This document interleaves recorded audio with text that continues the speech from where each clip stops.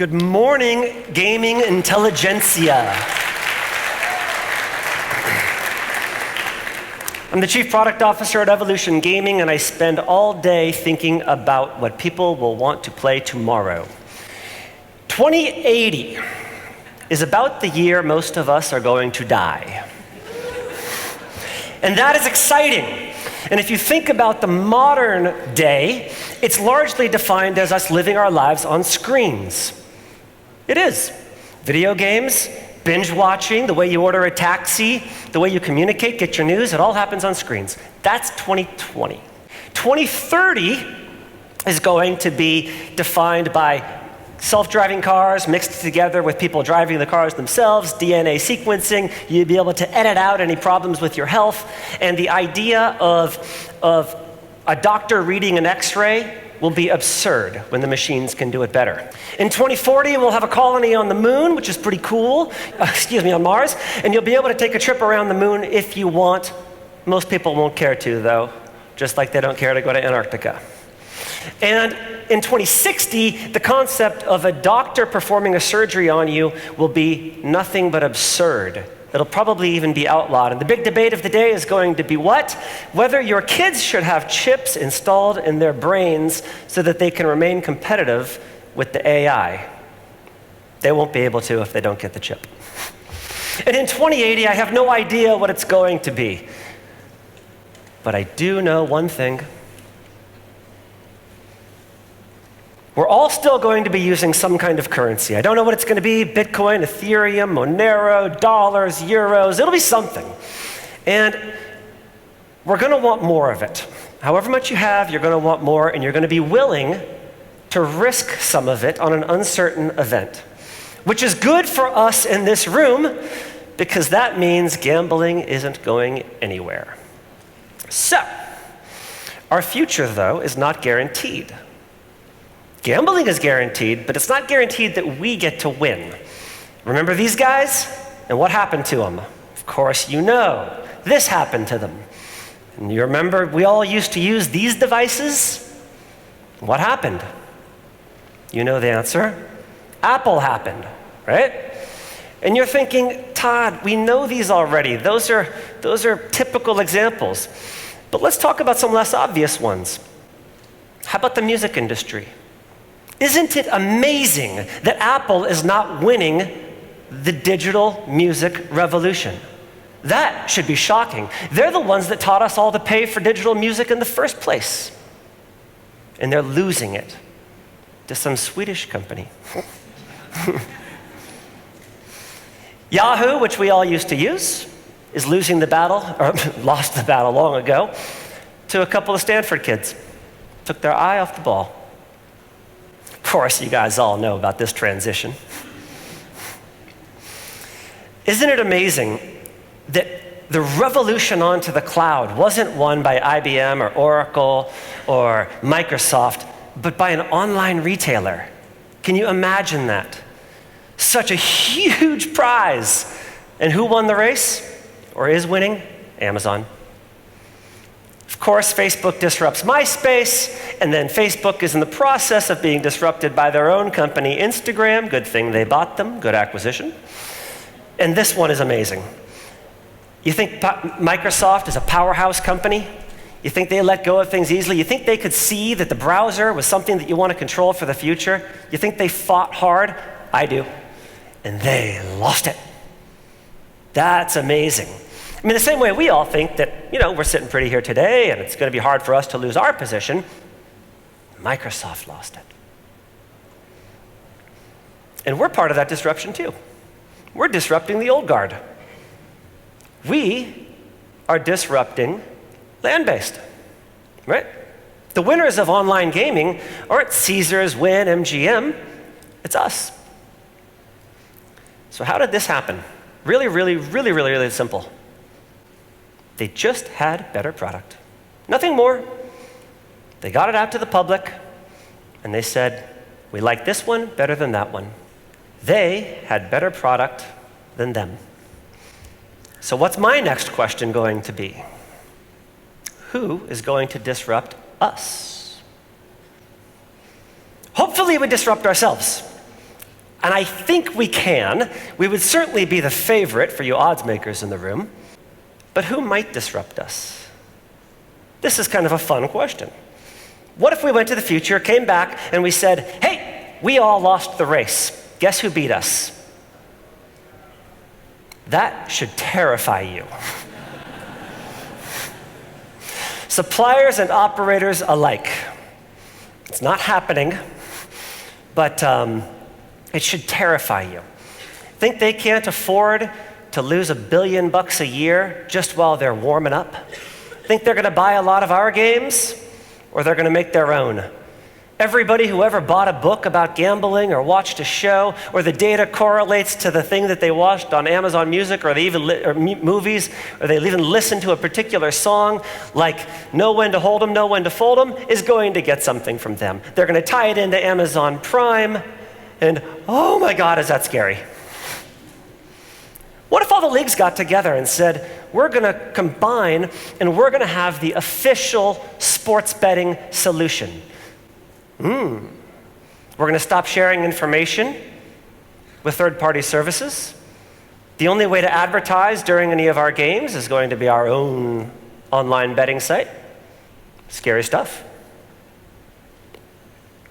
And what if a video game company like Rockstar decided they wanted to get into the world of online gaming? Well, we have just a little taste of what that might look like. Here it is. Finally, open for business. Bringing in great, utterly unique luxury, a wonderful place to relax and entertain. This is Mr. Chang, our owner. Tommy boy! Mr. Chang. Boom! I'm gonna lay my cards on the table. You're gonna sell us your casino. If you want to buy this place, but first we need to destroy it. Do I look like I'm making appointments, bro? I am the appointment!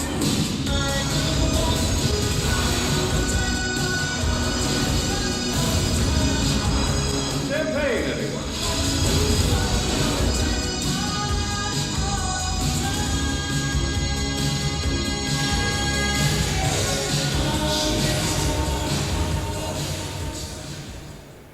Equally terrifying as Amazon getting into the space. 100 million users, people are investing every day in the avatars that they build up in that world. It's the right age demographic. Hopefully it's not kids playing it. Everything about it is terrifying. Now, you might look at it and say, oh, their games aren't that interesting or whatever. But what if while we were all focused on the games and they were focused on the ecosystem, and they said, our games don't have to be that good. It doesn't matter. You can bet on a coin flip. You're so into that world, they've got 100 million credit cards, and they decide one day, you know what? We're legal. We're going to flip it the other direction and go for real money. I'm not saying any of these things are going to happen, but it's healthy to think about what would happen if they did. And it's also interesting just to think about it for our own purposes, as we think about innovation. So, how do we win? First of all, I think it's healthy to recognize that our competition, it's each other. But more so, we're fighting for people's time on screens, okay? We're fighting for, basically, what we offer is an indoor activity conducted on a screen. And so we're looking to compete with these guys. So we recognize that first. We've been very open about it at Evolution Gaming. This is who we focus on. This is where we get our inspiration from. And we decided to launch this whole new genre of games called game shows. And they're not really slots, they're not really tables. It's just a new and kind of entertaining way to play. And so I wanted to share with you some of the findings that we've learned making these games. And we've had a lot of good fortune. We got last year's EGR Game of the Year award. We're very proud of that, and a number of others. So this is my open book. This is the playbook. This is some of the things we've learned and how to make great games. And if we all make great games, then the industry wins together. So let's say we have our guy here, and he says, I've got a game idea. Okay, rock and roll. What are you going to do? He needs to have a game that's familiar but different. Okay? You can't get too crazy, but you got to lead players into the next generation of games. Try not to copy. You're not going to inspire your team copying someone else. And if you're a buyer of games, it's a bad habit to reward. You want to reward innovation. That's what's going to lead our industry into tomorrow. Allow us to beat Amazon. Do you even want to play this game that you're making? We have to ask our friend, do you want to play the game? Hopefully the answer is yes. I can't wait to play it with my own money. That is the best. You have to be fanatical about the game. You have to care. Get rid of the budget. Get rid of the due date. Now that sounds crazy, but the game will be done when it's done. Don't put brakes on the project before you even start it and try to fit it and confine to a budget. There's an amazing thing that happens when you spend more money on a game. The players can sort of tell. They reward you with that. I'm pretty sure when they were inventing the iPhone, they didn't say this thing has to cost less than $1 billion to make and it has to be done by December 31st. It'll be done when it's done, and we're going to build the greatest phone in the world, and everybody's going to love it. Find the fanatics in your company or outside your company, those who just love games, or love online gaming, or love whatever it is that you're doing.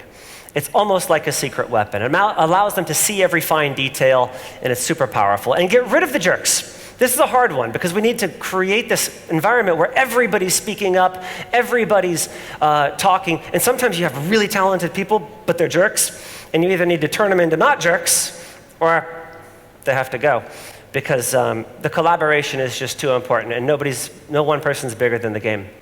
Once you have your idea, you have to explain to the team, why are we doing what we're doing? What problem are we solving? Why does anybody care about this new thing that we're making?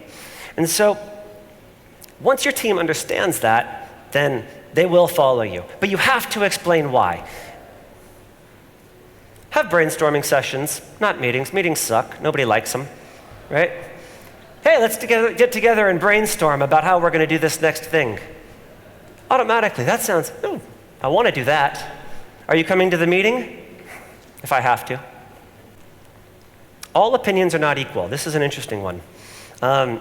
Sometimes you're debating things in a room about a game or a direction decision, and you say, well, why don't we just vote? No, let's not vote. Presumably there's some expert in the room whose opinion is supposed to be more valuable than others. You have a UI problem or a design problem, who's the smartest person in the room on that subject? It's great for us to all disagree and make our case and share logic, but if you have a disagreement, if we're trying to solve some math problem and Albert Einstein is in the room, it's not a group problem anymore. Just give it to Albert. Laugh and have fun, make jokes in meetings. I'm constantly disrupting meetings. I'll think, oh, you got to see this YouTube video. Maybe I waste 4 minutes per meeting with this, 4 minutes out of an hour. And it keeps it light, it keeps it fun, and when people see, oh yeah, that person's scheduling a meeting, oh, those meetings are always kind of fun. And by having, again, that lighthearted environment, it's all to getting rid of the jerks, all that stuff, it's all to foster this culture of innovation. When people have to speak up. Okay, now you've got your product, it's show ready, and you've got to show it to people. And what's going to happen is you're going to show it to them and say, hey, we got this new thing, what do you think? And they're going to say, it's really nice. And then you're going to say, tell me 3 things you'd change. And then they're going to say, nothing, it's great. And then you have to say, and this is almost like a magic trick, I have 50 things I'm going to change with the game. This is a rough mock-up. I'm just wondering if the 3 things you're going to say are the same as some of the 50 that I have. So go ahead, give me 3. Now you give them permission to criticize. And now stop talking. Don't defend your product. And they're going to say, well, at first I didn't really understand how the thing worked. And don't say, well, if we did it, you did this. No. Let them go. Take notes and do that 50 times. It's so valuable. She has to know how to play your game. She doesn't have to be your target market, but she has to know how to play it. That's a good standard. I always say that in the meetings. Does grandma know how to play this game? Push the boundaries, whatever that is. AR, VR, pushing the tech boundaries, whatever they are. Push on your team for richer math models or whatever it is. Dynamic websites. And reject lots of ideas. Why is this one important? Because the only way you can reject lots of ideas is if you have lots of ideas. And when you get everybody talking and you get all the ideas up in the air, then you can knock them down. Now it's a tricky thing that you have to do because you have to get all these ideas raised Everybody has to talk. You have to constantly reject them, and then people still have to feel good about bringing the next idea, which is why you have to make jokes in meetings and all that sort of stuff, get rid of the jerks, and reject lots of ideas. It's a good thing. Add them all together, and what do you get? Well, we just did this recently at Evolution, and we built the product that I'm the most proud of anything I've ever worked on in my entire career. Here's how it looks.